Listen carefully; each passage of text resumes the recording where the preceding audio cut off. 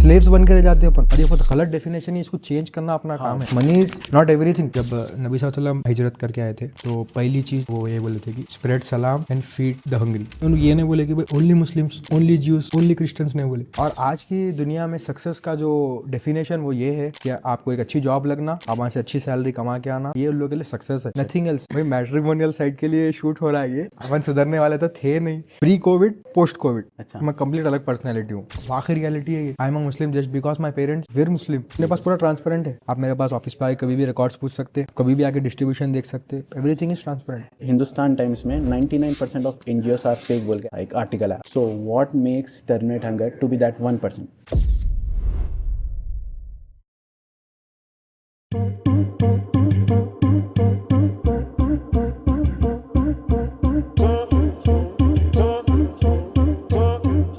Hey, welcome to Hyderabad Hustlers. Today we have a guest with us who's always on a toes to help needy people. Founder, president of Terminate Hunger, the one and only Imad Ali.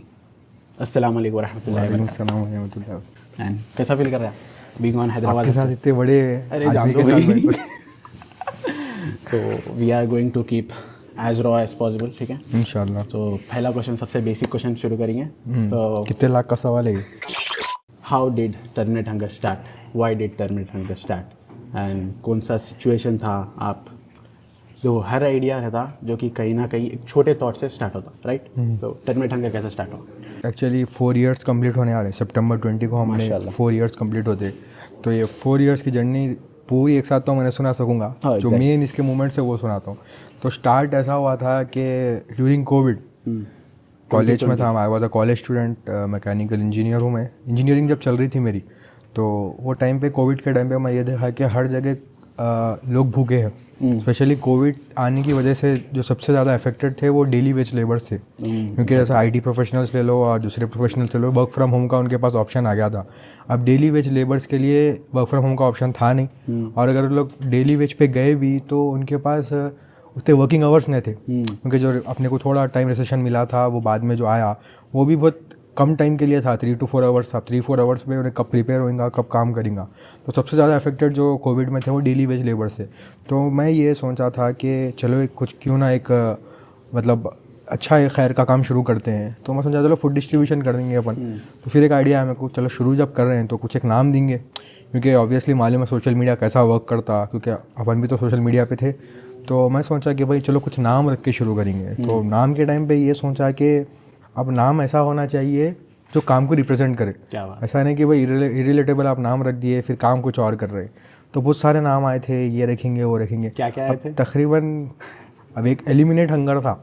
Terminate hunger से थोड़ा पहले जो finalise होने वाला था। लेकिन eliminate बोले तो ऐसा आ रहा सामने कि भाई कुछ ख़त्म करने पे क्या इन लोग बोल के। तो वो नॉन प्रॉफिट ऑर्गेनाइजेशन जाके टेररिस्ट ऑर्गेनाइजेशन हो जाएगा। तो एलिमिनेट का मैं सोचा फिर टर्मिनेट रखेंगे का। तो टर्मिनेट हॉलीवुड मूवी से, टर्मिनेटर से इंस्पायर? नहीं, बाद में अपन उसको ज्वाइन कर लिए। नहीं मालूम तो था। अच्छा। लेकिन वो एज ए इंस्पिरेशन नहीं था, क्योंकि वो अलग है, अपना अलग है। तो वो हिसाब से मैं टर्मिनेट हंगर फाइनलाइज करा। तो मेरे मॉम डैड से डिस्कस करा मैं कि ऐसा करेंगे। तो उन लोग बोले चलो अच्छा काम है, शुरू करो। फिर मेरे फ्रेंड्स थे जिसके पास मैं जाके ये आइडिया उनके सामने पिच करा, समझे। तो शार्क टैंक उन लोगों का थे मेरे लिए, जिसके सामने शार्क्स थे, जिसके सामने मैं ये आइडिया दिया कि भाई ऐसा करेंगे। तो लोग बोले चलो अच्छा काम है, स्टार्ट करेंगे अपन। क्योंकि मेरा ये था स्टार्टिंग में प्लान के एवरी संडे अपन एक मिनिमम 50 लोगों को फीड करेंगे। ऐसा ये नहीं था कि भाई कोई पर्टिकुलर लोकेशन या पर्टिकुलर कुछ ऑडियंस, ऐसा नहीं था अपने। ये जनरल जो भी भूखे उनको सर्व करेंगे बोल के था।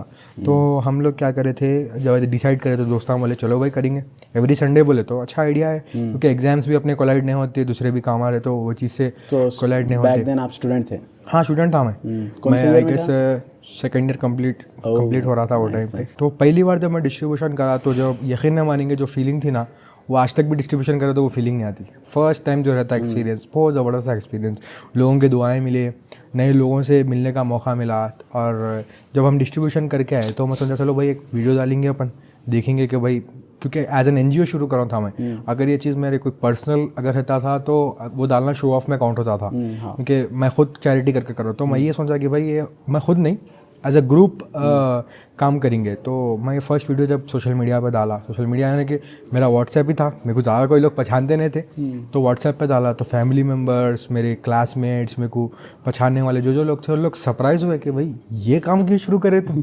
नॉन प्रॉफिट और ऊपर से इतना अच्छा काम करे, वीडियो भी अच्छी आई थी वो, तो ऑब्वियसली आईफोन तो शूट थी वो तो जब वीडियो लेके लोग तो बहुत अच्छे कमेंट्स करे, बहुत लोग दुआ दिए, मेरे फैमिली मेम्बर्स, मेरे फ्रेंड्स, सब लोग को एक अंदर से एक मोटिवेशन आया देख के कि भाई बहुत अच्छा काम कर रहे हैं आप। और उन लोग के जब मैं फीडबैक्स लिया तो मेरे को भी अंदर से ये हुआ कि भाई चलो अच्छा काम कर रहा हूँ मैं, इतना हुआ कि भाई अच्छा काम कर रहा हूँ। तो जब काम को आगे बढ़ाया मैं, फिर एवरी संडे जाता था मैं, तो कहीं ना कहीं एक दिल में जैसा बोलते हैं ना, एक ग्रीडीनेस आ गई थी कि भाई ये डेली करना है, ये अच्छा, ये संडे से नहीं चलता है। अच्छी ग्रीडीनेस आ गई, अच्छी बात। अब देखिए, अब किसी के सामने मैं ये बोलूँ कि भाई आप क्या करते, भाई मैं एवरी संडे करता हूँ ये, वो तो अच्छा, भाई मैं डेली करता हूँ, दोनों में डिफरेंस है। तो मेरा एक गोल था कि भाई डेली का करना है, ये कुछ भी हो। लेकिन अब सिचुएशन ऐसा था, मैं सोच रहा था कि भाई कैसा करूँगा मैं डेली, मैं इंजीनियरिंग स्टूडेंट हूँ, मेरा करियर देखना है मेरे को, और मेरे को कोई मतलब ऐसा सोर्सेस नहीं है कि भाई मैं किसी के पास जाऊँ, भाई मैं डेली करना चाह रहा हूँ, प्लीज़ सपोर्ट मी, ऐसा कोई पहचानता भी ना था मैं। वो तो है। अगर मैं खुद से भी को तो कोई भी भरोसा हाँ राइट, स्टूडेंट है तो देखिए आपके पे कोई भरोसा करना नहीं चाहता, खुली बात है। अब जो करता है उन्हें बहुत बड़ा रिस्क ले रहा, क्योंकि not everything student does is in a positive way, उसका नेगेटिव इम्पैक्ट भी पड़ सकता है। तो अब थोड़े लोग ये बोले कि अरे भाई एनजीओ कहीं को खोल रहे तुम, पैसे कमाने का दूसरे जरिए भी, ये इससे कहीं को कमा रहे। तो एक छोटा सा नेगेटिव वो आता था दिल में कि भाई लोग ऐसा सोच रहे, 10-100 लोग आपको सपोर्ट करते होंगे, हाँ उसमें कोई ना 10-15 लोग आपको नेगेटिव कमेंट्स भी करे होंगे, 10-15 लोग रहते, तो उनको इग्नोर करें या फिर क्या करें आप? नहीं, मेरी एक शुरू से आदत मैं बना लिया, नहीं शुरू से मैं आदत ये बना लिया कि मैं किसी को जवाब नहीं दिया। क्या बात? क्योंकि मैं ये देखा कि भाई मैं जवाब इसको दूंगा, वजह क्या है जवाब देने की, क्योंकि मैं जब मेरा काम कर रहा हूँ तो देखने वाला ऊपर वाला है, और मेरे जो लोग मेरे पे भरोसा करते हैं उन लोगों को जब मेरे पे ट्रस्ट है, तो मेरे को दूसरों को जवाब देने की ज़रूरत क्या है। तो मैं बोला ये you are doing this for sake of Allah, अल्हम्दुलिल्लाह, माशाल्लाह, दूसरा कोई रीज़न नहीं है। और मैं चाहता हूँ भी नहीं कि वो दूसरा कोई रीज़न बनना इसके सिवा, क्योंकि ये आप अगर गोल रख के जो सिंसियरिटी अंदर से आती ना, दूसरा कोई काम करने में नहीं आती। एक पॉजिटिव पॉइंट ये सब बोलते थे कि देखो भाई तुम अब कर रहे हैं, सही बात है, तुम रुक जाओ, ठीक है, एक करियर एक लेवल पे आ जाओ, उसके बाद तुम खुद इतने पैसे कमाते कि भाई ये चीज़ को कर सकते हो तुम। तो प्रैक्टिकली देखा तो ये भी सही बात ही है, प्रैक्टिकली देखा तो बहुत सही बात है वो, एंड मैं वो चीज़ से एग्री करता हूँ। अब जब नहीं क्योंकि देखिए, अगर मैं वो टाइम पे वो गिव अप कर दिया था, फॉर एग्जांपल अब मेरी कोई जॉब थी या मैं कोई बिजनेस में था, तो वो मेहनत मैं नहीं कर सकता था। जब मैं करा वो मेहनत अब नहीं कर सकता, क्योंकि देखो when there is something already you are doing, मतलब ऑलरेडी एग्जिस्टिंग मैं कुछ कर रहा हूँ, फिर नई चीज़ आपको स्टार्ट करना है तो बहुत ज़्यादा उसके ऊपर एनर्जी लगाना पड़ता है आपको, प्रायोरिटी भी हम लोग नहीं दे सकते, राइट। तो क्योंकि मैं ऑलरेडी एनर्जी वो टाइम पे लगा दिया था, अब मेरे को इतनी एनर्जी लगाने की ज़रूरत नहीं है। हाँ वो तो है, क्योंकि अब क्या है, अब terminate hunger is in A cycle. अब अल्हम्दुलिल्लाह 100+ वॉलंटियर टर्मिनेटर्स की टीम है अपने पास, अल्हम्दुलिल्लाह। मैं भी एक टर्मिनेटर, अल्हम्दुलिल्लाह। कैसा फील हो रहा है आपको टर्मिनेटर? अल्हम्दुलिल्लाह टर्मिनेटर है कि मेरे को बहुत अच्छा फील हो रहा, लेकिन कभी आके मैं मेरा फुल पोटेंशियल से काम नहीं कर सका। इंशाल्लाह आगे जाके काम करेंगे। एंड आप जो भी बोले, लाइक इमाद अली जो भी अभी है, इमाद अली नहीं है, टर्मिनेट हंगर है। अच्छा, ये पूरा कलेक्टिव वर्क है, ये जो मेरे फैमिली का, मेरे फ्रेंड्स का, जो मेरे लोग सपोर्ट करते हैं, क्या बात है, और सब लोगों की मेहनत है, मोहब्बत है और दुआएं हैं जो टर्मिनेट हंगर को ये स्टेज पे लाई। इमाद अली इज़ नथिंग, जो भी ये टर्मिनेटर है हंगर है, टर्मिनेट हंगर की वजह से है, समझिए। ठीक है, एक टर्मिनेट हंगर को बनाने के लिए जो मेन बंदा था इमाद अली था। चलो ये एग्री कर लेता हूँ, ये एग्री कर सकते, ठीक है। तो जो इमाद अली आप आज बने, तो हाउ वाज योर चाइल्डहुड, आपकी पर्सनैलिटी कैसी थी बचपन में? मेरे 2 से 3 फेजेस थे। अच्छा, जो मेरे स्कूलमेट्स क्लासमेट्स थे। मोहब्बत का फेज बोल रहे हैं? नहीं मैं बोलता हूँ आपको मोहब्बत का फेज तो था, फिलहाल तो एक ही मोहब्बत है, वही लोगों को खाना खिलाना।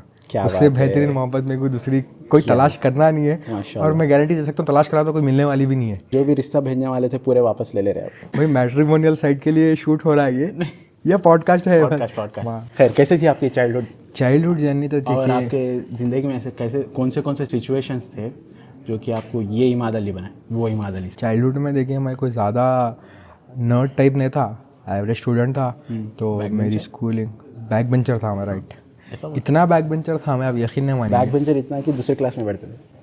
हुआ वैसा भी हुआ, सस्पेंड होने पे भी आ गया था मैं। अरे अरे अरे अरे, एक्चुअली स्कूल टाइम पे गया था 9th-10th में, मेरा हेयर स्टाइल बहुत डेंजर था, तो कई बार मेरे को स्कूल से बाहर करते थे, क्लास में अलाउ नहीं करते थे बाल को देख के। बालों को देख के, और एविडेंट दिखता था कि भाई ये 0 नंबर और यहाँ पे बाल दिखते थे, एविडेंट दिखता था।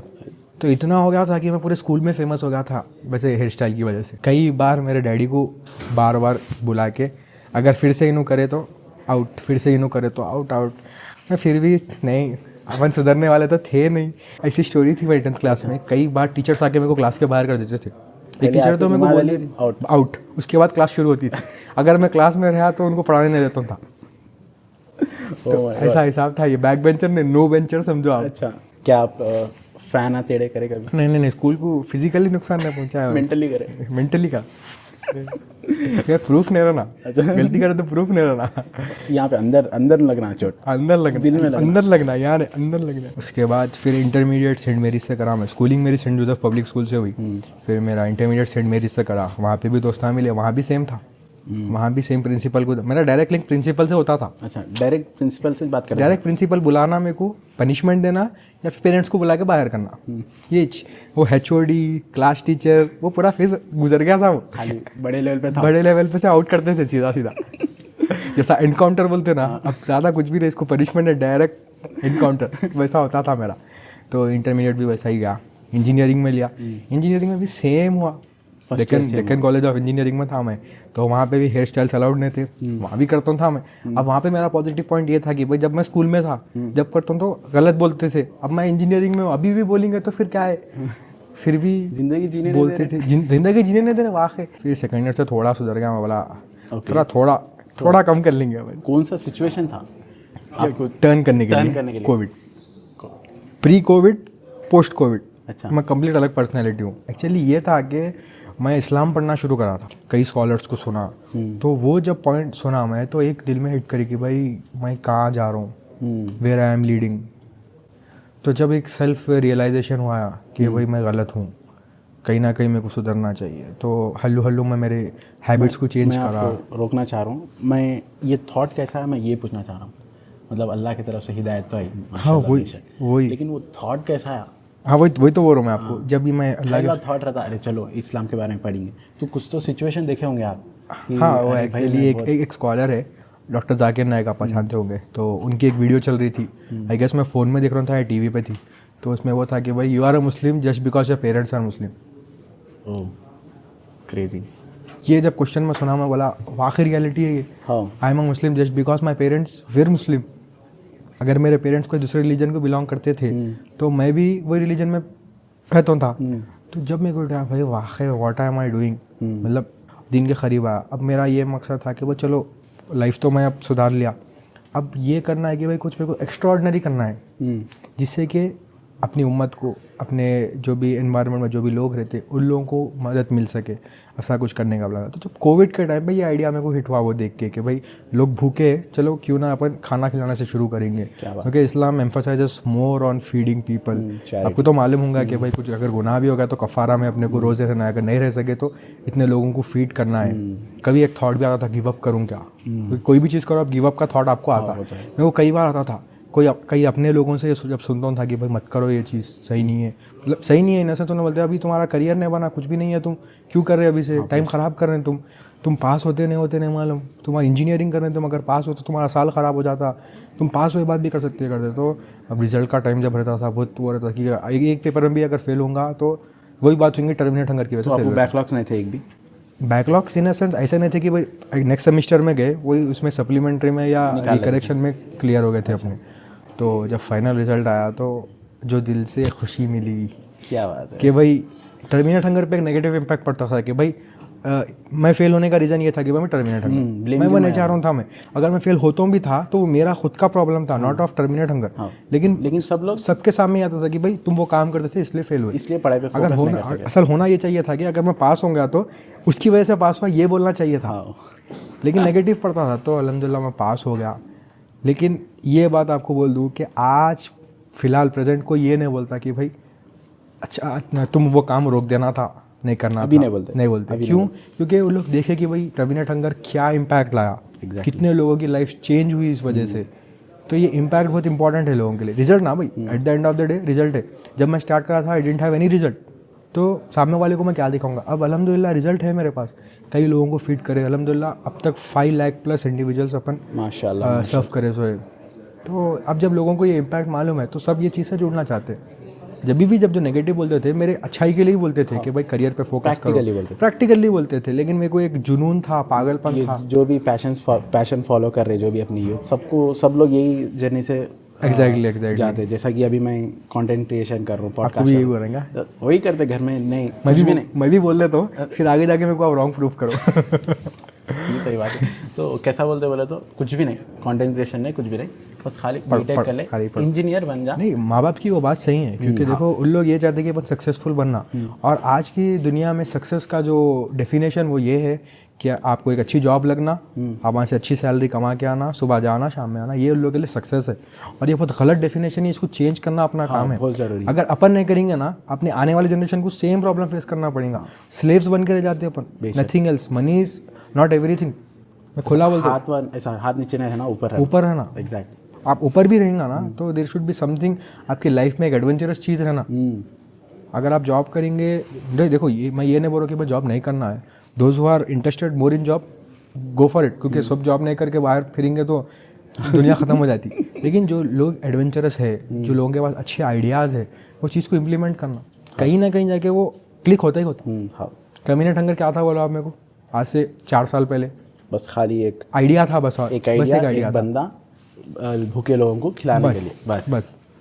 ठीक है, तो आई हैव सीन यू हर जुम्मा बच्चों को दूध पिलाते हुए, मतलब जी मिल्क और स्नैक्स खिलाते हुए। आई हैव सीन यू यूनानी हॉस्पिटल पे रोज़ डेली ब्रेकफास्ट खिलाते हुए। लोग भूखे हैं, ये प्रॉब्लम है, लेकिन लोग क्यों भूखे? तो अगर ये पर्सपेक्टिव से देखें हम लोग, तो आगे लॉन्ग टर्म में बहुत ज़्यादा इफेक्ट करने वाला है, राइट? तो व्हाट डू यू थिंक? लोग भूखे हैं का जवाब ये है कि they are multiple reasons. First of financial बोल सकते हैं आप। दूसरा क्या है कि कहीं ना कहीं वो एक अपने गवर्नमेंट की भी रिस्पॉन्सिबिलिटी आती कि भाई ये देखना कि भाई अपनी कंट्री में कौन सफ़र कर रहा। लेकिन गवर्नमेंट में भी, गवर्नमेंट की बात बोले आप, कांग्रेस गवर्नमेंट और टीआरएस गवर्नमेंट? नहीं, government of India, any ruling party. आप तेलंगाना कह रहे हैं? नहीं, वैसा नहीं, I am not on the side of politics, क्योंकि मालूम है कि आपको ए पॉलिटिकल होकर काम करना पड़ता है जब भी आप खैर का काम कर रहे हैं, क्योंकि आपका गोल है पब्लिक बेनिफिट, आपका वोट बैंक गोल नहीं है। अगर आप, मैं कोई एमएलए एमपी रहता था, आप मेरे से बोलते तो मैं जो पार्टी का हूँ वो उसको सपोर्ट करता, लेकिन I personally don't support any political party in front of camera. लेकिन पर्सनली मेरा तो है, लेकिन मैं नहीं बोलना चाहूँगा, क्योंकि देखिए आपका मेरे से डिसएग्रीमेंट हो सकता है वो चीज़ पे। Let's not bring that in point. अपना मेन फोकस ये है कि पब्लिक बेनिफिट होना, चाहे वो खाने से हो, एजुकेशन से हो, कहीं से भी हो। तो जो मेन प्रॉब्लम है वो गवर्नमेंट का है कि गवर्नमेंट मैनेज नहीं कर सक रही। उस पर ये है कि भाई इनकेपेबल है गवर्नमेंट, ये नहीं है मेरा आंसर। ये भी नहीं कि भाई गवर्नमेंट के पास फंड्स नहीं है, ये भी नहीं। मेन प्रॉब्लम है अपने पास पॉपुलेशन ज़्यादा है। ओके, तो उतने पॉपुलेशन को मैनेज करने के लिए आपके पास उतना इंफ्रास्ट्रक्चर बना हुआ रहना पड़ता। तो वो कि इंडियन गवर्नमेंट के पास फिलहाल नहीं है। लेकिन करप्शन कितना रोल प्ले कर रहा है इसमें? लोग भूखे रहने, सबसे बड़ा रोल करप्शन ही प्ले करता। आजकल मतलब जो भी हलाल बिजनेस करना चाह रहे हैं उन लोग भी प्रॉपर 100% हलाल करना भी बहुत मुश्किल होगा। वो एक्चुअली क्या है कि नबी सल्लल्लाहु अलैहि वसल्लम की एक हदीस है जिसमें उन्होंने बोले कि एक ऐसा वक्त आएगा जब आप इस्लाम पे रहना अपने हाथ में जलता हुआ कोल रखने के बराबर रहेगा। तो मैं सबको यही एडवाइस देता हूँ कि भाई आपको जब हलाल बिजनेस, हलाल कोई भी अल्टरनेटिव आप जब कर रहे हैं तो स्टार्टिंग में बहुत डिफ़िकल्टीज आते हैं आपको। वो अगर आप उसको अगर पार करके आगे चले गए, वही आपके लिए सक्सेस है। ईजी टेक्निक्स जो रहते ना उसमें कहीं ना कहीं उसमें करप्शन इन्वॉल्व रहता, चाहे वो छोटा रहने दो चाहे वो बड़ा रहने दो। अब आप ये पॉडकास्ट का एग्जाम्पल ले लो, इसमें आपको मैं करप्शन कैसा रहता बोलता हूँ। अब मेरे को कोई चीज़ प्रमोट करना है, मैं आपको स्क्रिप्ट में बोल देता हूँ कि भाई ये चीज़ मेरे से पूछो, वो करप्शन हो जाता वहाँ। क्योंकि जब अपन राइट, अब अपन क्या है, रॉ है ना, आपको कुछ मालूम है कि मैं क्या बोलने वाला हूँ ना, आप क्या पूछने वाले हो मालूम है, क्योंकि रॉ रखेंगे। हैदराबाद हसलर्स वर्क्स, ये सबसे यूनिक चीज़ हैदराबाद हसलर्स की है। तो सब्सक्राइब करो, लाइक कमेंट भी करो। तो मेन इंपॉर्टेंट चीज़ ये है कि अपन कैसा फोकस करते चीज़ के ऊपर, कैसा वो चीज़ को आगे, कंसिस्टेंसी सबसे ज़्यादा इंपॉर्टेंट है। जो मैं जब डे 1 से करता था तो वही मेरे दिमाग में था कि कंसिस्टेंसी रखना है। भले ही मैं हर संडे करता था, लेकिन कंसिस्टेंसी थी उसमें, इस वजह से आज डेली करो अल्हम्दुलिल्लाह में। माशाल्लाह माशाल्लाह। आज जैसा अपना daily breakfast and dinner distribution होता है without any single day miss. कई बार ऐसा होता है कि हमारे ड्राइवर नहीं आते, कई बार ऐसा होता है वॉलंटियर्स नहीं आते, मैं खुद ही जाके करता हूँ, क्योंकि आज भी मैं खुद जाके कई बार डिस्ट्रीब्यूशन करता हूँ, क्योंकि कोई काम छोटा बड़ा नहीं रहता, क्योंकि जब तक आप ग्राउंड लेवल पर नहीं आएंगे आपको रियलिटी नहीं मालूम होती। एग्जैक्टली। उस तो बेसिकली आप ये बोलना चाह रहे कि corruption and government plays a vital role in starvation, right? और लेकिन ऐसा नहीं कि भाई अब गवर्नमेंट ही ठीक करना बोल के नहीं, आप और मैं भी तो कुछ कर सकते हैं ना। एग्जैक्टली। गवर्नमेंट के ऊपर कौन कर लेते बैठे तो वो क्या होता, वन ऑफ द रीज़न बन जाता कि भाई अरे कोई फेल कहीं को, अरे पेपर हार्ड आया था, गवर्नमेंट को ब्लेम करना इज सेम लाइक अरे भाई फेल कहीं को, पेपर ख़राब आया। समझ, अगर रियलिटी में भी अगर पेपर हार्ड आया ना तो कोई बिलीव नहीं करता ये चीज़ पे, क्योंकि ये एक्सक्यूज़ को इतना बना दिए। और जैसा आप स्कूल में या कॉलेज में कोई असाइनमेंट या होमवर्क नहीं करे, अरे कर दिया था सर, घर पे भूल गया बुक में, ये अगर आप फैक्चुअली भी अगर भूल गए तो भी कोई बिलीव नहीं करता। मैं जैसा आपको बोला पॉपुलेशन बहुत ज़्यादा है, तो इसको सॉल्व करने का मैं आपको जो सोल्यूशन बोलता हूँ, मैं जो पर्सनली देखा कि अब मैं अब कोई पर्टिकुलर एरिया में रहता हूँ, मैं ये देखना कि मेरे लेफ़्ट साइड राइट साइड मतलब ईस्ट वेस्ट नॉर्थ साउथ में 4-4 घर देख लेना, किसको क्या प्रॉब्लम है, मैं उतना ही सॉल्व करना। बस हर बंदा ऐसा 5th घर का एंजॉय मत आप। अच्छा, सिर्फ 4 घर, ईस्ट वेस्ट नॉर्थ साउथ, हर बंदा अगर ये मेंटालिटी के साथ है तो बस 99.9% प्रॉब्लम सॉल्व हो जाता है। सो एनजीओ के बहुत सारे बेनिफिट्स रहते हैं, जैसा कि टैक्स फ्री, और लोगों से क्राउड फंडिंग कर सकते हैं, एंड ऑफिशियल इन्फॉर्मेशन हम लोग गैदर कर सकते हैं ऑफिशियल गवर्नमेंट से। हैदराबाद हसलर्स पे आ सकते हैं। तो बहुत सारे बेनिफिट्स रहते हैं, राइट? तो इसको बहुत सारे लोग गलत वे में इस्तेमाल करते हैं। हिंदुस्तान टाइम्स में 99% ऑफ एनजीओस आर फेक बोल के आया था, एक आर्टिकल आया। So what makes terminate hunger to be that 1%? एक नाइफ रहती, आपके घर में नाइफ है, हाँ, मेरे घर में भी नाइफ है, क्या आप मर्डर करे? नहीं करे। मैं करा? नहीं करे। या सुने क्या आप करा? कई को नहीं करे आप, घर में आपके नाइफ है। कई ऐसे लोग होंगे ना जिसको आप पसंद नहीं करते, होंगे ना भाई? हाँ भाई, मेरे भी है। अच्छा, क्यों नहीं करे आप मर्डर? तो हर एक चीज़ का पॉजिटिव और नेगेटिव इम्पैक्ट रहता है। हर चीज़ को हम लोग अच्छे तरीके से यूज़ कर सकते हैं, गलत तरीके से भी यूज़ कर सकते हैं। और बहुत सारे एनजीओस मनी लॉन्ड्रिंग करते हैं, इलीगल मनी को लीगल मनी बनाते हैं, ब्लैक मनी को वाइट मनी बनाते हैं। तो ऐसा चलता है एनजीओस का, इसकी वजह से एनजीओस का बहुत गलत तरीके से देखते हैं एनजीओस को। मेरे पास पूरा ट्रांसपेरेंट है, आप मेरे पास ऑफिस पर आके कभी भी रिकॉर्ड्स पूछ सकते, आप कभी भी आके डिस्ट्रीब्यूशन देख सकते, एवरीथिंग इज़ ट्रांसपेरेंट। तो टॉकिंग अबाउट ज़कात के हिसाब से ज़कात क्या है? ज़कात का देखो एक ऐसा डेफिनेशन है कि इसमें थोड़ा बहुत ज़्यादा कंट्रोवर्सी है कि थोड़े उलमा ये बोलते हैं कि ज़कात should be given only in cash, मतलब आप दूसरे फॉर्मेट पे नहीं दे सकते आप। जैसा कि कोई गरीब है, उसके पास खाने को कुछ भी नहीं है, तो आप उसको राशन ज़कात के पैसों से दे दिए, तो वो भी एक ज़कात में काउंट हो जाता है। लेकिन ज़कात के लिए मेन इंपॉर्टेंट ये है कि आप सामने बेनिफिशियरी को उसका ओनर बनाना, यानी कि एक एग्जांपल मैं आपको ज़कात दे रहा हूँ, ठीक है, तो मैं अमाउंट का आपको हकदार बना देना, यानी कि you should be the owner of that amount. Okay, तो वो ज़कात है। तो बेसिकली मेरे हिसाब से मैं जितना भी रिसर्च करा, ज़कात ये है कि हम लोग ज़कात दिए बाद वो लॉन्ग टर्म में उनको इस्तेमाल होना। जैसा कि आप 22,50,000 खर्च करें रमज़ान में, राइट? वो लोग खाना खाए एंड वहाँ पे 22,50,000 खाना खा लिया, आपको सवाब मिला, ज़कात हुआ, उन लोग खुश हुए, आप खुश नहीं, हुए। वो ज़कात में काउंट नहीं होता। ज़कात में कौन नहीं होता? नहीं होता ज़कात में काउंट। बट ज़कात का आपको ये बोलाना कि भाई ज़कात एंड सदका में डिफरेंस है। अच्छा, सदका इज़ नॉर्मल चैरिटी, आप करो नको करो, उससे आपको इस्लाम में आपके मतलब आप गुनहगार नहीं है। अगर आप सदका नहीं करें तो आप उसके लिए गुनहगार नहीं है, लेकिन अगर आप ज़कात नहीं दिए तो उसके लिए आप गुनहगार है। ज़कात इज़ मैंडेटरी। ज़कात is 2.5% on your annual saving, okay, यानी कि जितना भी आपके एनुअल सेविंग है उस पर 2.5% आपको ईयरली निकालना है कैसा, दैट इज़ ज़कात। सदका इज़ आप चलते फिरते दे सकते, अभी का अभी किसी को दे सकते आप सदका। तो सदका इज़ डिफरेंट एंड ज़कात इज़ डिफरेंट। तो terminate hunger is main based on सदका। ज़कात का क्या है, हम लोग स्पेशल ड्राइव्स है ज़कात के। अच्छा, जैसा कि हम लोग क्या है विडोज़ को एंड ऑल को डायरेक्ट अमाउंट देते, ज़कात का जो अमाउंट था वो डायरेक्ट देते, वो एक है। दूसरा क्या है, राशन डिस्ट्रीब्यूशन हम लोग ज़कात से करते, जैसा मैं आपको एग्जांपल दिया वो करते। लेकिन ईयरली जो हमारा वो स्पेशली इन रमज़ान रहता, क्योंकि बेसिकली होता ये है कि ज़्यादा से ज़्यादा लोग अपनी ज़कात रमज़ान में ही निकालते, क्योंकि उसका रिवॉर्ड ज़्यादा है ना। लेकिन ये भी एक मिसअंडरस्टैंडिंग है कि जो भी हम लोग टर्मिनेट हंगर को दे रहे, जो रमज़ान प्रोजेक्ट का होता वो ज़कात में जाता।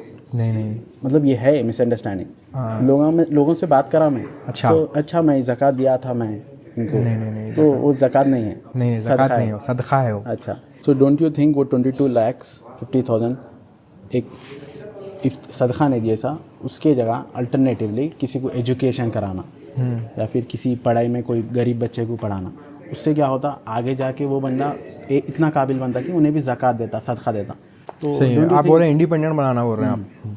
ये सवाल मेरे को शुरू से करते डे वन से मेरे को यही आता है कि भाई आप फीड कर रहे हो लोगों को, उससे अच्छा आप एम्प्लॉयमेंट दिलाओ, एजुकेशन दिलाओ, ये करो। ये पूछने का रीज़न ये है कि यमन, सूडान, अफ्रीका जैसी कंट्री नहीं है जहाँ पे भूख is a major problem, starvation, खाना नहीं मिलता।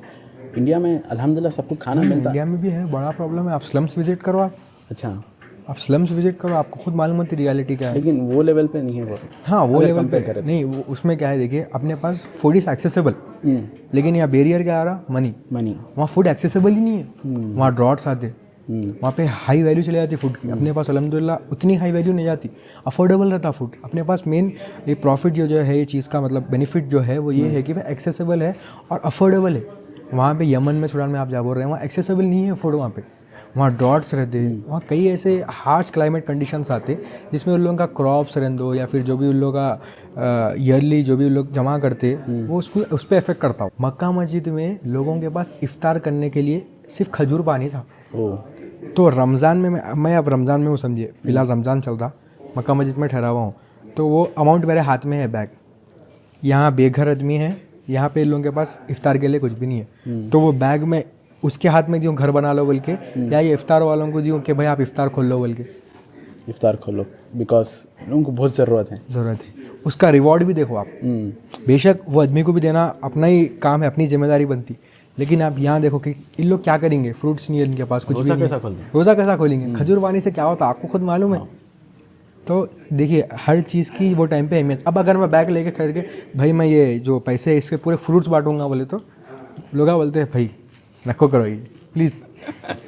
अब ये इम्पोर्टेंट। तो हर एक सिचुएशन में, हर एक एरा में, हर एक डिकेड में कोई ना कोई चीज़ इंपॉर्टेंट है। जैसा अब कोविड है, कोविड के टाइम पे हम लोग मास्क डिस्ट्रीब्यूशन कर रहे थे चार मीनार के पास। अच्छा, वो टाइम पे वो बहुत ज़रूरत थी। अब अगर मैं किसी को मास्क डिस्ट्रीब्यूट करूँगा, क्या तो कर रहा है भाई, क्या कर रहा है भाई, क्या बीमार समझ रहा मांगू, ले लिए दो वैक्सीन दोनों हाथों पे बोल। समझे जो चीज़ की अब वैल्यू भी देखो आप।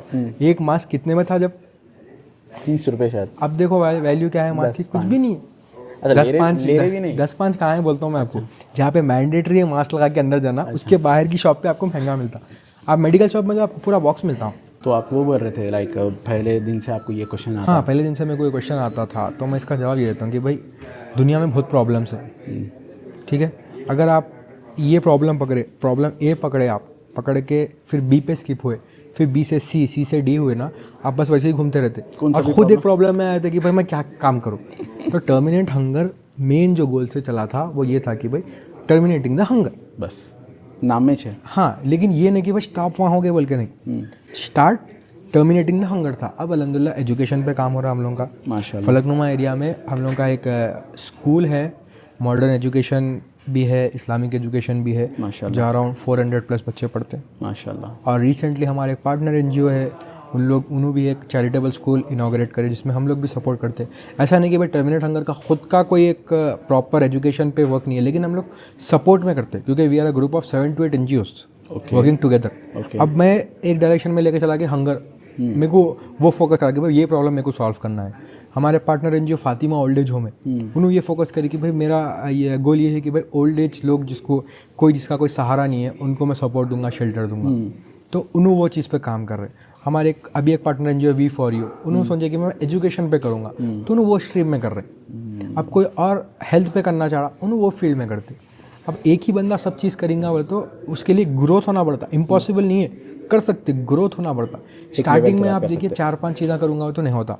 अब एग्जाम्पल यहाँ पे कोई बिजनेस है, अब जैसा रिलायंस का एग्जाम्पल है, क्या रिलायंस स्टार्ट होते कि 4-5 सेक्टर में चले गया था? क्या टाटा स्टार्ट होते कि 4-5 सेक्टर में गया था? नहीं, स्टार्टिंग में एक गोल था। जब एक सर्टन लेवल पे चले गया फिर दूसरे को ग्रो करते आप, क्योंकि जब पूरे ग्रो करेंगे, फॉर एग्जांपल लॉस आ गया तो पूरे गिर जाते। तो एक जब आप ग्रो करके रखते तो दूसरा जब सेकंड ग्रो होता तो अगर कोई लॉस भी आया तो आप ऐसे मैनेज कर सकते हैं। वैसे ही सेम एनजीओज़ में अगर आप कोई बड़ा प्रोजेक्ट लेके बैठ गए, फिर बाद में उसको कुछ भी प्रॉब्लम आ गया, कुछ भी सर्कमस्टेंसेस आ गए, सिचुएशंस आ गए, जिस वजह से आप नहीं कर सके, तो पूरा काम आपका जीरो हो जाता। फिर रिजल्ट क्या रहता बोलो? Are you married Imad Ali? No. अगर आगे जाके आपके महरम, आपके वाइफ एंटरप्रेन्योरशिप करना चाह रहे हैं विद फुल निकाब, तो will you allow? If yes, why? If no, why? देखिए, मेरा येस नो बोलने से कुछ नहीं होता। Islam has already set rules, boundaries.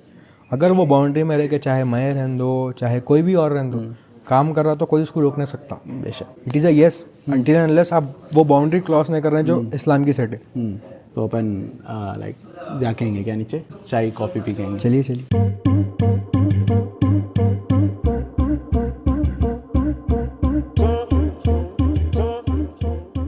कैसा था एक्सपीरियंस? ज़बरदस्त था यार, जेन्यून अच्छा था। अच्छा था। तो इनिशियल स्टेज पे ऐसा हूँ तो और थोड़ा देखो भाई, हर चीज़ क्या है, स्टार्टिंग में अगर परफेक्ट नहीं रहती, इंसान करते करते सीखता। अब मैं भी जब शुरू करा था, परफेक्शन मेरे पास भी नहीं था भाई, चाय पी लो। अभी भी नहीं है परफेक्शन, होते होते आता तो और अच्छा हो सकता मेरा। हो सकता। क्या अच्छा हो सकता है, ये तो मेरे को अच्छा दिखा। जैसे अब तक भी मेरे दोस्त कई है जो बोलते रहे यारो इन्हें फेम के वास्ते कर रहा, पैसे कमाने कर रहा बोल के, पैसे कमाने कर रहा बोल के, अभी भी बोलते कई दोस्त। मैं जवाब नहीं दिया, आखिर चीज़ नोटिस करा, मैं कभी भी जवाब ही नहीं देना।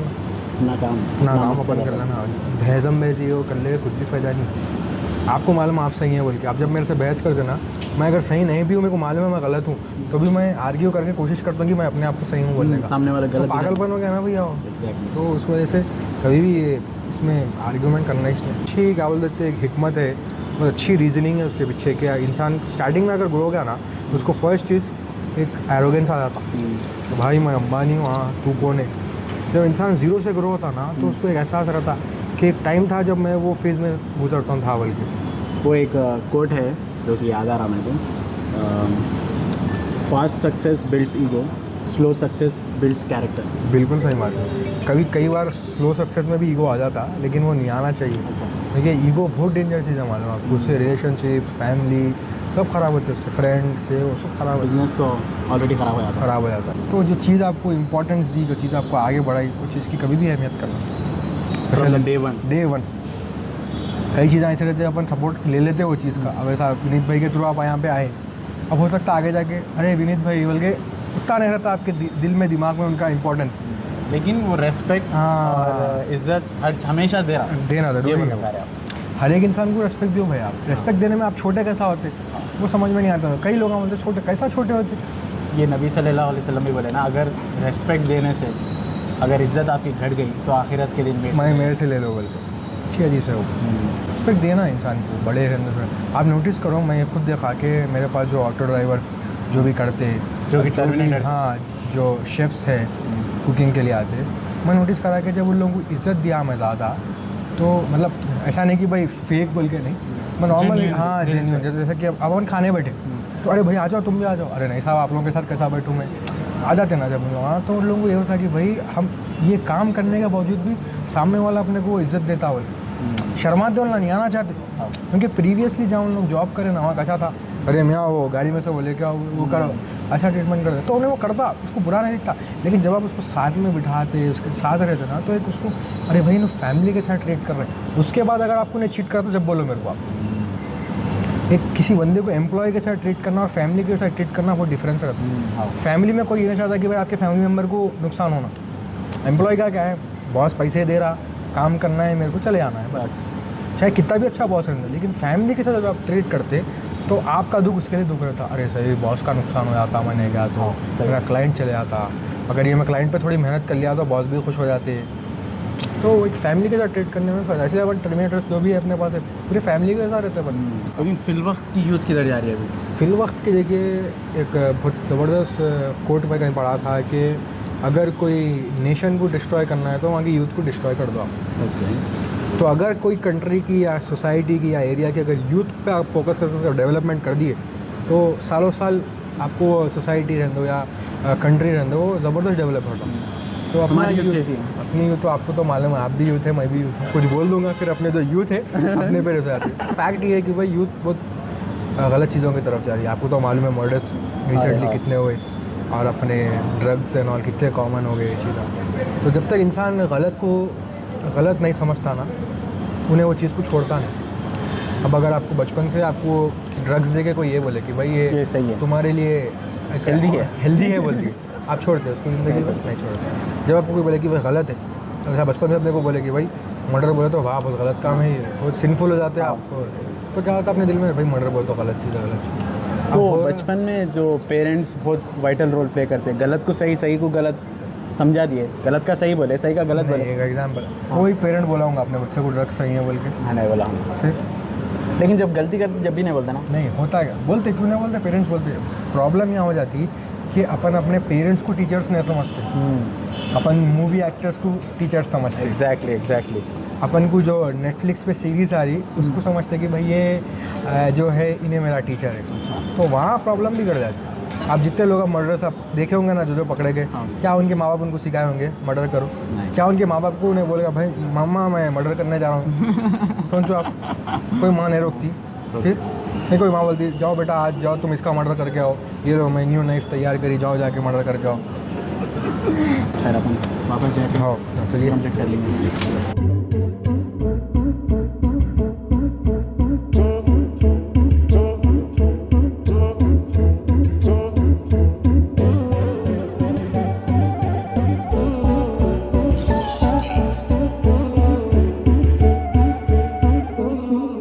हाउ डिड यू जज ए पर्सन?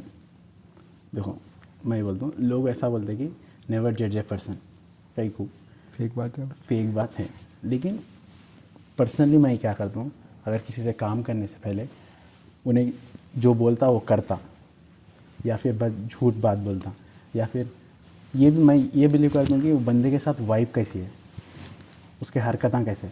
अगर हम लोग गलत हरकतों के वालों को साथ रखें तो हम लोग भी इवेंचुअली वो सीख लेते हैं, राइट? इसलिए हम लोग, मैं जज करता हूँ, पर्सन जज करता हूँ। ऑफ कोर्स मैं बाहर नहीं बोलता हूँ, नहीं तो फिर गीबत में आ जाती वो बात, बैक बैटिंग में आ जाती, तो मैं जज करता हूँ तो, लेकिन बाहर नहीं बोलता हूँ। लेकिन लोग बोलते हैं नेवर जज ए पर्सन, जो कि गलत है। ठीक है, तो आप कैसा करते हैं, जज कैसा करते हैं आप? जज बहुत सारे चीज़ों के ऊपर आप जज कर सकते। अब थोड़े लोग क्या है कि जो बोलता वो करता, जैसा आप वो बोले। दूसरा देखते कि फ्रेंड सर्कल कैसा है, कम्युनिकेशन स्किल्स क्या है, वर्क एक्सपीरियंस क्या है, कौन से बैकग्राउंड से बिलोंग करता, पैसा है या नहीं। तो मैं तो ये आपको छोटा आंसर दूंगा कि पहली बार में आप किसको भी जज नहीं कर सकते जब तक कि आप उसके साथ टाइम स्पेंड नहीं करें। उसके पॉजिटिव्स और नेगेटिव्स क्या है, प्रोज एंड कॉन्स क्या है, आपको मालूम ही नहीं होता वो चीज़ के बारे में जब तक कि आप उसके साथ टाइम नहीं स्पेंड करें। तो फर्स्ट टाइम पे किसको भी जज कर लेना, एक ऐसा बोल सकते कि ये ट्रेलर देख लिया आप कोई मूवी का, अब मालूम नहीं कि भाई उसमें मूवी में होने वाला क्या है, थोड़ा एक आपको एक छोटा ग्लांस मिल जाता है कि भाई ये हो सकता होगा, लेकिन जब तक आप पूरी मूवी कंप्लीट नहीं करें आप श्योर नहीं रहते कि भाई वो क्या होने वाला है एक्चुअल में। तो जब तक आप कोई इंसान के साथ टाइम स्पेंड नहीं करें तो आप नहीं बोल सकते कि भाई क्या है। वो नेवर जज अ पर्सन जो बोलते ना, वो बोलने के लिए कहावत अच्छी है, लेकिन हर किसी से मिलने के बाद दिल में आपको एक पॉजिटिव वाइब या नेगेटिव आता। मैं ये पर्सनली नोटिस करा कि जो लाइक माइंडेड रहते उनसे आप पॉजिटिव वाइब ही आता। यूथ हमारे चैरिटी की और कैसी है हैदराबाद की यूथ, और कितने % काम कर रही, और कैसा कैसा इम्प्रूव कर सकते हैं हम लोग? सलाहुद्दीन अय्यूबी रहमतुल्लाह अलैह का बहुत ज़बरदस्त कोट है जिसमें उन्होंने बोले कि अगर कोई नेशन को डिस्ट्रॉय करना है तो उनकी यूथ पे फोकस करके उनको तबाह कर दो। तो मैं भी ये चीज़ पर्सनली बहुत नोटिस करा कि जो भी कंट्री, सोसाइटी, एरिया, सिटी जो भी रहता, वहाँ पे अगर उनका यूथ सबसे ज़्यादा अफेक्टेड है कोई बुरी आदतों से तो वो सोसाइटी कोलैप्स हो जाती। हाँ प्रेजेंटली नहीं होंगी लेकिन आगे जाके कोलैप्स हो जाती, उसका कोई फ्यूचर नहीं होता। तो मेन जो है कि अगर कोई सोसाइटी को आपको अपलिफ्ट करना है या वो सोसाइटी को ग्रोथ में लाना है, डेवलपमेंट लाना है, तो उसकी यूथ पे फोकस करना है। ओके। यूजुअली होता ही है कि अब आपको भी मालूम है अपन तो यूथ है ही, अब कुछ बोल देंगे यूथ अपने पीछे बढ़ जाएंगी। तो यूथ का मसला ये है कि इंसान ख़राब चीज़ें और अच्छी चीज़ें दोनों यूथ में ही सीखता। हाँ, बिगड़ने वाला स्टेज भी टीनेज स्टेज, फाउंडेशन एज बोल सकते हैं। राइट, फाउंडेशन स्टेज है। अब फाउंडेशन में कोई आप बिल्डिंग बना रहे हैं, ख़राब मटेरियल डाल दिए, ऊपर से आप इतना अच्छा बना दो उसको, इतना बेस्ट रख दो, लेकिन फाउंडेशन उसका नीचे से ख़राबी जब रहेगा तो कुछ भी काम की नहीं रहेंगी, कभी भी गिर सकती हो। तो फाउंडेशन इंपॉर्टेंट है। उसमें क्या है, पेरेंटिंग भी एक रोल प्ले करता, फ्रेंडशिप, और क्या बोल सकते हैं अपना इंसान का टेस्ट कैसा है लोगों को लेके, उसके हैबिट्स क्या है, बहुत सारे रीजंस उसके पीछे है, समझिए। अब जैसा मैं फोकस करके, मेरा तो मकसद यही है कि वो जितना हो सके अपने यूथ को खैर के काम में लाना, क्योंकि खाली दिमाग शैतान का घर जैसा बोलते। अब कोई खाली बैठेगा, अब आप क्या करते खाली टाइम पे? इंस्टाग्राम स्क्रॉल करते, या कोई नेटफ्लिक्स पे सीरीज़ देख लेते, मूवीज़ देख लेते। अब लाजिम सी बात है, इंसान जो देखेगा वो करेगा। हाँ, ठीक है। तो अब आप अगर मूवीज़ से या सीरीज़ या किसी और से इंस्पिरेशन लेके वो काम शुरू कर दिया, तो आपको तो मालूम है मर्डर्स, फिर ड्रग एडिक्शन, ये सब कितना बढ़ने वाला है। तो जब इंसान खैर के काम में रहेगा तो उसको दूसरों को लेके एक सॉफ्टनेस आता। मैं पर्सनली नोटिस करा है कि भाई जब इंसान कुछ अच्छा काम करता है उसके दिल में सॉफ्टनेस आता। और अभी एक बात आपको बोलता हूँ मैं कि स्पेशली जो चैरिटी का काम है ना, ये कोई रिलीजन की बाउंड्री नहीं है। ऐसा नहीं कि भाई आप मुस्लिम हैं तो आप खाना खिला रहे हैं। आप देखेंगे कि irrespective of any religion, her religion वाले ये बोलते कि भाई खाना खिलाना अच्छा काम है। यहाँ तक कि कोई एथिस्ट भी अगर रहेगा, उसको आप सामने बिठा के पूछेंगे कि भाई मैं खाना खिलाता हूँ किसी को, क्या ये अच्छा काम है क्या, तो उसके पास कोई रीज़न नहीं है डिनाई करने का कि भाई आप अच्छा ही काम कर रहे हैं। तो ये एक चीज़ इंसान के क्या बोल सकते हैं, अपने बाई डिफ़ॉल्ट वैल्यू है इंसान के, मतलब जो प्रोग्राम्ड है उन्हें कि भाई अच्छा काम करना, उसमें ये एक है कि भाई खाना खिलाना। आप देखो not only Muslims, Sikhs, Hindus, Christians, सब जने करते फीडिंग प्रोग्राम। स्पेशली आप देखो हर एक के ओकेशन के साथ फीडिंग जुड़ा हुआ है कहीं ना कहीं। तो इंसान को अंदर से रहता, यानी कि अगर एक छोटे बच्चे को भी अगर आप ले लेके आए, यानी कि एक 5-6 साल का बच्चा, उसके हाथ से अगर आपको डिस्ट्रीब्यूट कराए, आप उसकी खुशी देखो। उसको तो मालूम ही नहीं सही क्या है गलत क्या है, लेकिन एक जो उससे एक पॉजिटिव वाइब जो आता, वो करने पे ही समझ में आता कि भाई कितनी इंपॉर्टेंस है वो चीज़ की। और जो लोग बचपन से अपने बच्चों को चैरिटी कराते या उनके सामने चैरिटी करते तो बच्चों पे बहुत अच्छा इम्पैक्ट पड़ता। क्योंकि मैं पर्सनली मेरे मदर एंड फादर को बचपन से ही देखते हैं कि भाई उन लोग हर किसी की मदद करते थे। जब भी कोई मतलब नीड में था तो उसको करते थे। मेरे फादर जब मेरे को स्कूल से लेके आते थे, तो अब कोई सिग्नल पे कोई दिख गए तो हमारे हाथ में कॉइन्स देते थे कि भाई तुम दे दो। हाँ, एक यूथ अपने 20 ईयर्स में चैरिटी के टुवर्ड्स काम करते हुए उसको क्या क्या बेनिफिट्स होते हैं प्रोफेशनली एंड पर्सनली? प्रोफेशन का अगर आप बात करें तो यूथ रहने दो या कोई भी रहने दो, मैं आपको एक छोटी स्टोरी सुनाता हूँ। अलबेक मालूम आपको? हाँ मालूम। अलबेक की स्पेशलिटी क्या है? Bronsted chicken. Bronsted chicken. KFC के पास भी है ब्रोस्टेड। हाँ, फिर कई को अलबेक नहीं मालूम। इसके पीछे एक रीज़न ये है कि अलबेक जब फॉर्म हुआ था तो उसके जो फाउंडर थे उन्होंने हर एक ब्रोस्टेड चिकन के सेल पे 1 रियाल डोनेट करते थे। ओ, बरकत बोल सकते? बरकत ही थे। तो उनका जब इंतकाल हो गया तो उसके बाद अब लोग ये सवाल करें क्या इनके बच्चे ये चीज़ सेम करेंगे, मतलब उनके फादर की जो लेगेसी थी वो आगे लेके जाएंगे। तो उनके बच्चे ये करे, जो उनके बिजनेस जो टेक फॉरवर्ड करे, उन लोग ये करे कि हर एक ऑर्डर पे 2 रियाल डोनेट कर रहे हैं। क्या बात है। और बरकत प्लस बरकत। तो ऐसे थोड़ी चीज़ें हैं जो करने से क्या होता है, इंसान को स्पिरिचुअली ग्रोथ मिलता।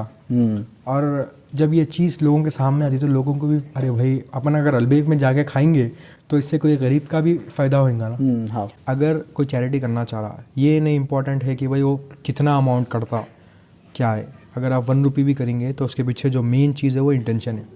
जब तक बंदे की नीयत साफ़ है, इंटेंशन राइट है, तो वो 1 रुपये भी ज़्यादा मैटर करता कंपेयर टू 1 बिलियन या कितना भी अमाउंट कर लो आप। तो पैसा मैटर नहीं करता, नीयत मैटर करती। अब जितना कर सकते करो, कम होने वाला तो नहीं है आपको। हाँ। दुनिया में आखिरत में उसका आपको अजर मिल के रहने वाला है, क्योंकि अल्लाह ताला का वादा है। ये नबी सल्लल्लाहु अलैहि वसल्लम की एक हदीस है कि सबसे बेहतरीन लोग वो है जो खाना खिलाते हैं। और जब नबी सल्लल्लाहु अलैहि वसल्लम मक्के से मदीना हिजरत करके आए थे तो पहली चीज़ जो उन्होंने बोले थे वो ये बोले थे कि स्प्रेड सलाम एंड फीड द हंग्री। उसमें उन्होंने ये नहीं बोले कि भाई only Muslims, only juice, only Christians नहीं बोले, फीड द हंग्री बोले उन्होंने। अच्छा, सिंपल है। अचीवमेंट्स ऐसे रहते हैं जो कि लोगों को दिखते, जैसा कि आपको साउथ इंडियन अवार्ड आया था एंड ऐसे बहुत सारे अचीवमेंट्स रहते, सर्टिफिकेशंस रहते।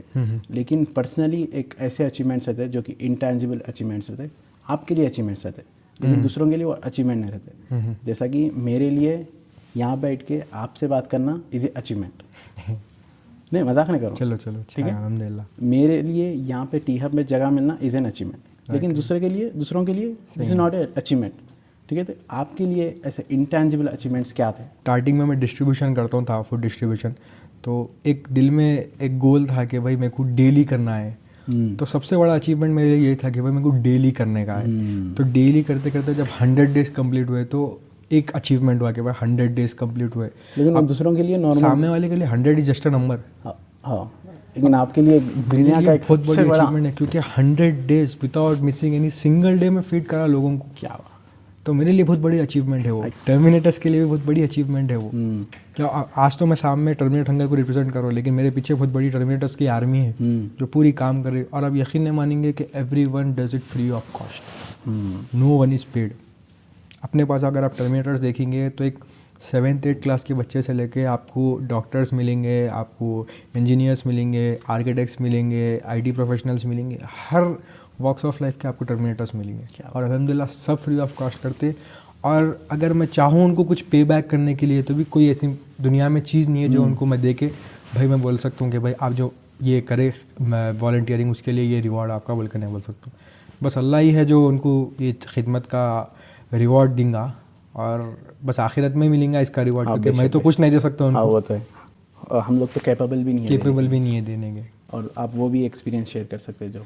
हाँ, एक्चुअली होता ये कि कभी जब डिस्ट्रीब्यूशन के लिए स्लम एरियाज़ में वगैरह जाते तो होता ये प्रॉब्लम कि वहाँ पे एक साथ उन लोग आके आपके ऊपर आ जाते अटैक करने के लिए। अटैक इन अ सेंस उनको होने का है भाई, अटैक नहीं अटैक इन अ सेंस मतलब जो डिस्ट्रीब्यूट करता है उसके लिए अटैक फील होता हो। अच्छा, अब आप देखो भाई, आप बात कर रहे 10 लोग आके आपसे बहस कर रहे तो आपके लिए अटैक हुआ ना भाई वो।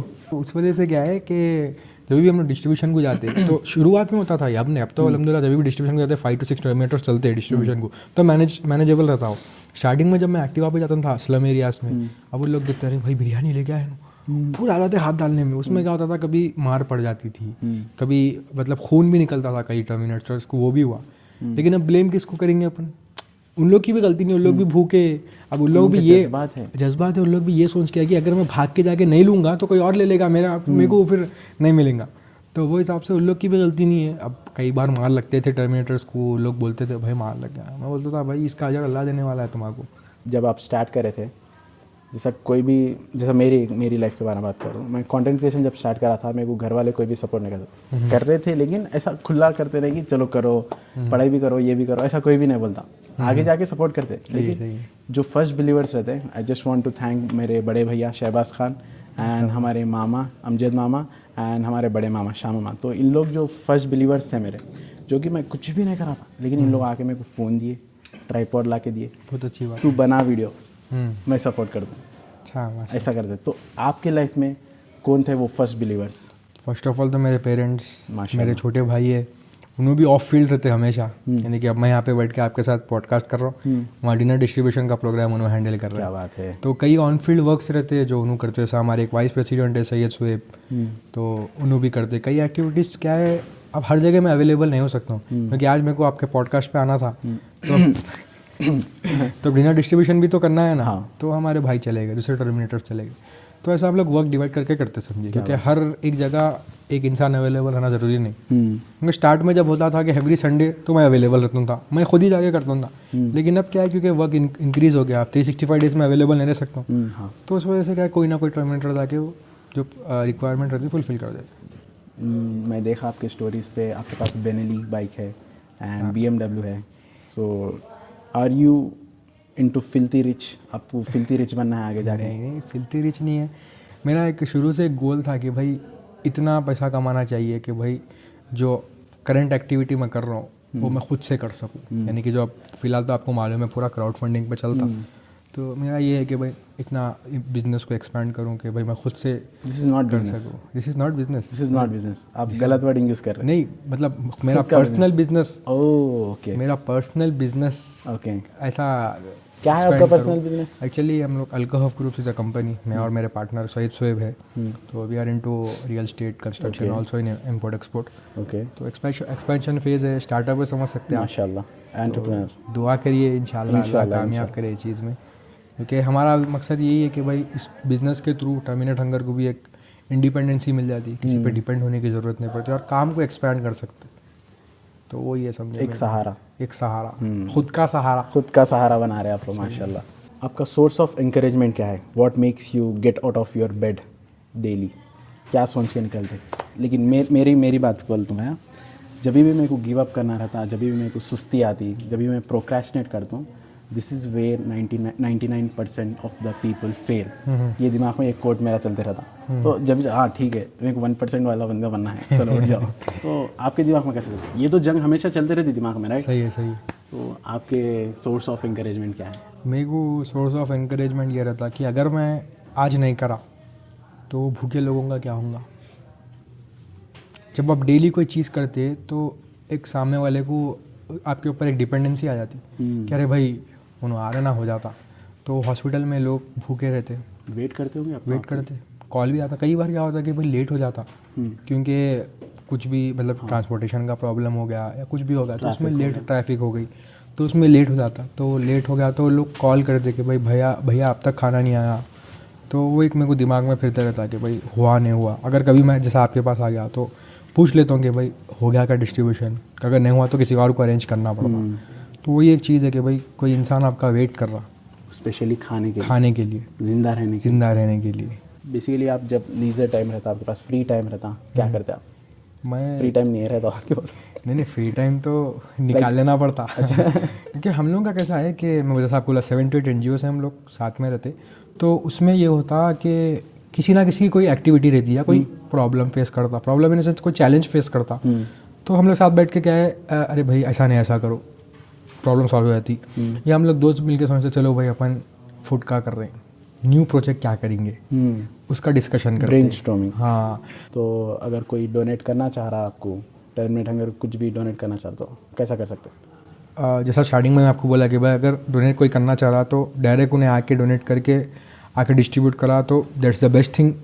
अगर कोई रिमोटली डोनेट करना चाह रहा तो आप हमारी वेबसाइट विजिट कर सकते हैं। ज़्यादा हम लोग terminatehunger.com.org वो एक वेबसाइट विजिट कर सकते हैं, या फिर हमारा इंस्टाग्राम है, इस पर आपको डेली की अपडेट मिल जाती है। हम लोग जब भी ब्रेकफास्ट एंड डिनर डिस्ट्रीब्यूशन करते तो डेली का उस पर अपडेट आ जाता आपको, दूसरे जो एक्टिविटीज रहते उस पर आ जाता।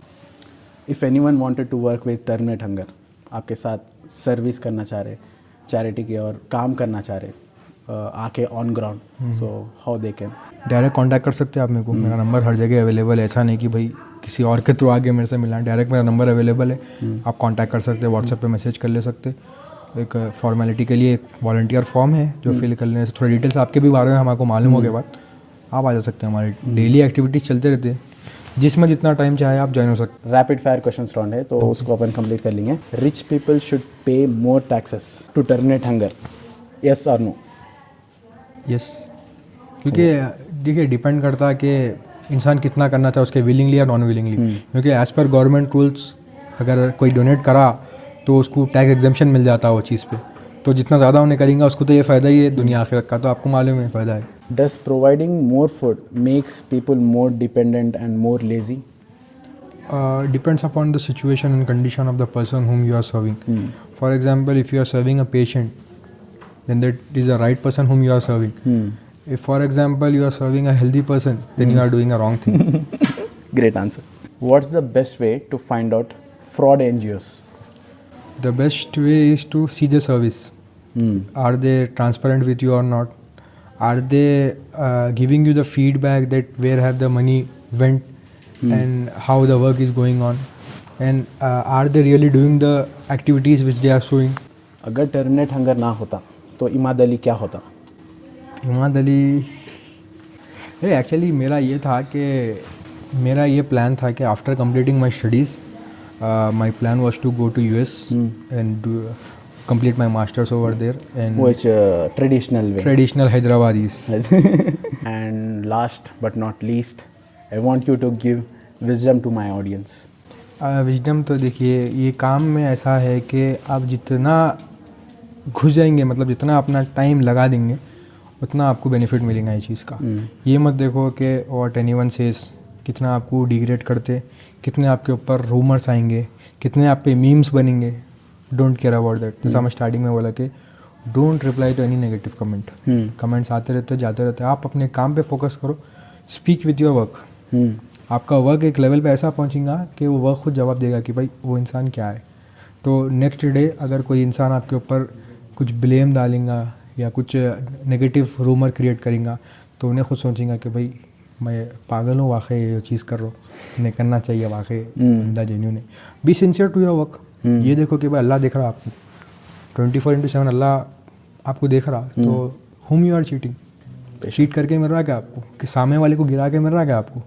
एट द एंड होने वाला कुछ नहीं, आप वही लेवल पे रहेंगे।